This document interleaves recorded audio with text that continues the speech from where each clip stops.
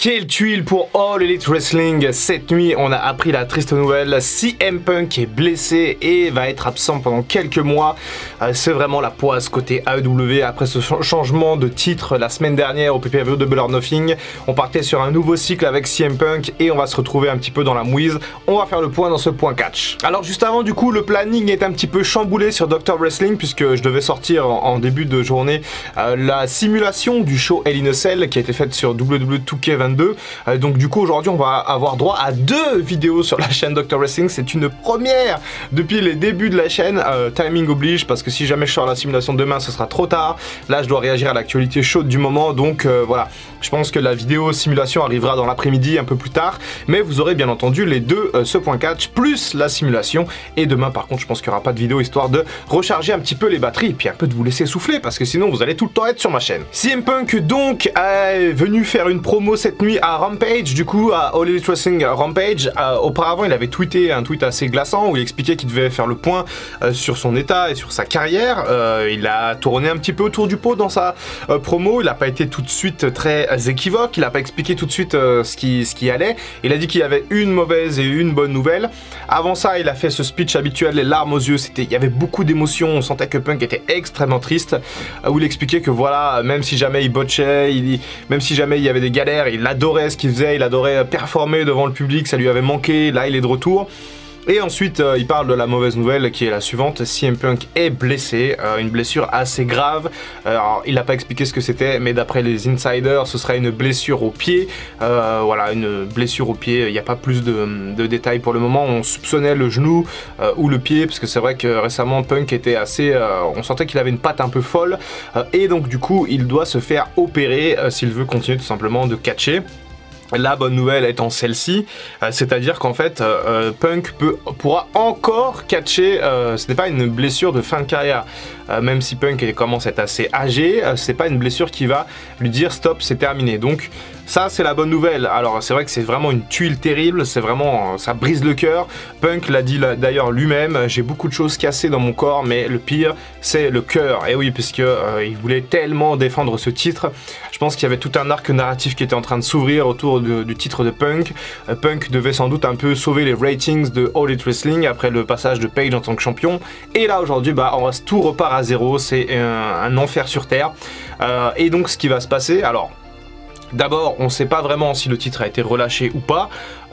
Chris Jericho au commentaire a dit que CM Punk relâchait la ceinture, ce qui n'est pas le cas apparemment, ce qui n'est pas le cas. Punk lui n'a jamais dit je laisse la ceinture, il veut rester champion le temps de son absence. On sait que dans le catch en règle générale les champions qui sont blessés ou qui ont des pathologies doivent rendre les ceintures. On a bien vu avec Finn Balor en 2016 quand il a été le premier champion universel et que le lendemain il a dû relâcher la ceinture parce qu'il avait l'épaule cassée. Roman Reigns malheureusement quand il a eu son retour de leucémie a dû également laisser le titre de champion. Il y a beaucoup d'exemples comme ça, des champions blessés qui sont restés champions, il y a très peu d'exemples. Donc pour moi c'est un peu bizarre la situation parce qu'on a d'un côté Punk qui veut pas lâcher la ceinture et de l'autre côté on a une certaine logique.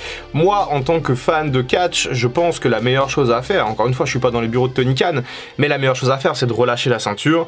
On fait pourquoi pas une cérémonie à Dynamite la semaine prochaine où Punk relâche officiellement le titre, pourquoi pas en Becky, et puis il se fait attaquer par je sais pas moi, MJF, Kenny Omega, peu importe, mais on fait un angle autour de ça et Punk relâche la ceinture et c'est comme ça, il peut pas rester champion comme ça si il va être absent pendant 2, 3, 4, 5, 6 mois peut-être, j'en sais rien, je pense pas qu'il soit absent plus de 6 mois pour une opération au pied, mais on sait jamais comment ça peut évoluer, une opération il peut y avoir des infections, il peut y avoir des complications, donc voilà, je pense que la meilleure chose à faire c'est vraiment de relâcher ce titre et de partir sur un nouvel arc. Il va y avoir, alors d'après All Elite Wrestling, encore une fois tout ça c'est un bordel, mais en même temps ils sont obligés de réagir sur l'instant. Il va y avoir du coup une espèce de battle royale pour désigner le challenger du challenger numéro 1 qui est Jon Moxley. Actuellement le challenger numéro 1 c'est Moxley et donc du coup on va avoir un challenger à Moxley pour être le nouveau champion par intérim All Elite Wrestling. Donc on aura un champion AEW par intérim. Si ça est un champion par intérim et que ça dure pendant 6 mois, je trouve que c'est pas une bonne idée. Je trouve qu'on devrait tout simplement donner un nouveau règne de champion à quelqu'un d'autre et ça va totalement être le foutoir. En plus c'est dommage pour Hangman Page puisque lui était champion et on lui a enlevé ce titre. Donc pourquoi pas faire gagner Hangman Page dans cette Battle Royale. En plus une Battle Royale, c'est quand on voit qu'on fait des tournois pour donner des coupes ou pour des titres par équipe ou au féminin, et que là on va faire une Battle Royale pour mettre face à Moxley, pour ensuite avoir un match à Forbidden Door. C'est un bordel sans nom, et en plus de ça, c'est vraiment pas pratique, c'est pas logique. Forbidden Door étant censé être un show entre AEW et NJPW, mettre juste un match pour le titre AEW à Forbidden Door, pour moi, c'est pas non plus une excellente idée, et ça risque de dénaturer un petit peu le produit, et surtout le concept de Forbidden Door. Après, bon, peut-être que ce sera bien, c'est mon impression générale qui est un petit peu méfiante par rapport à ça. Je trouve que là, ça part un peu dans le foutoir, dans le bordel, mais encore une fois, on est sur de la culture de l'instant, on est sur de la réaction à chaud, et il n'y a pas d'autre solution, je pense, parce que... en fait, si, il y a pour moi, je vais vous dire ce que j'aimerais voir à partir d'aujourd'hui. Comme je l'ai dit tout à l'heure, une cérémonie où CM Punk relâche officiellement la ceinture, c'est comme ça, malheureusement il est blessé, il peut pas rester champion. J'adore CM Punk, y a pas de problème, c'était mon catcheur préféré il y a 10 ans. Mais aujourd'hui, il doit lâcher la ceinture, s'il est blessé, on peut pas avoir ce truc d'intérim là, ça marche pas. Déjà pour le titre TNT, je trouvais ça vraiment pas ouf, mais le titre de champion AEW intérim, est-ce qu'on a des champions WWE intérim? Vous voyez ce que je veux dire? Encore une fois, je ne veux pas faire de comparaison avec l'autre compagnie, mais ça ne fait pas sens. Pour moi, ça ne fait pas sens. Donc moi, ce que j'aimerais bien voir, c'est donc cette cérémonie où Punk relâche. Ensuite, quelqu'un attaque CM Punk, peu importe qui. Cette personne gagne la Battle Royale, donc ce serait un heel forcément. On aurait donc l'affiche heel contre face, John Moxley contre ce mec-là, avant Forbidden Door. On a un champion qui se décide au terme de cette soirée, et donc on a le champion qui va affronter Tanahashi à Forbidden Door, puisque c'était ce qui était prévu. Punk contre Tanahashi à Forbidden Door. Du coup, qui est-ce qu'on met comme champion? Qui est-ce à qui on donne cette ceinture plutôt? Ce sera plus français. Est-ce qu'on la met sur un ancien champion? Moxley, Page? Moi je pense que là c'est l'occasion rêvée de mettre la ceinture sur quelqu'un d'autre, de tenter un autre truc.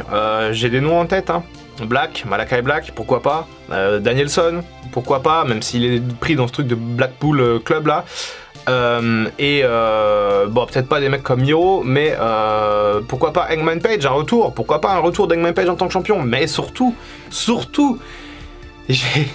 le mec que je vois parfaitement prendre la ceinture maintenant, c'est MJF. MJF, après tout le bordel qu'il y a eu, si là demain il devient champion AEW, je vous raconte pas la storyline qu'on se tape derrière. J'aurais bien aimé voir MJF du coup lutter contre Punk, par exemple dans 3 mois à All Out pour le titre, après tout un été, un Summer of MJF. Mais là, si on met tout de suite la ceinture sur MJF, je pense qu'on part sur un truc de folie, on part sur un truc de fou où MJF retiendrait en otage la compagnie. Mais ce qu'il y a, c'est que le timing est pas bon avec Forbidden Door, c'est vraiment pas bon, et je sais pas comment ils peuvent faire ça. C'est dommage parce qu'en vrai, il y a une vraie opportunité de faire un truc de fou, mais à mon avis, ils le feront pas avec MJF, donc... Et en plus, comme c'est un champion d'intérim, c'est bordelique, parce que du coup, ils vont sûrement mettre un mec qui a déjà été champion comme Moxley ou Page, ou peut-être Omega même, peut-être qui reviendrait, pour ensuite avoir une rivalité Omega-Punk à son retour, ça serait exquis. Mais moi j'aimerais vraiment un nouveau champion, une nouvelle tête, et Malakai Black par exemple, ça serait absolument incroyable. Malakai Black, tu le fais gagner la Battle Royale, tu le fais battre Moxley, par exemple à Forbidden Door, et tu finis Forbidden Door avec Malakai Black en tant que champion AEW d'intérim. Moi j'achète direct. Allez, moi je mets une pièce sur Malakai Black.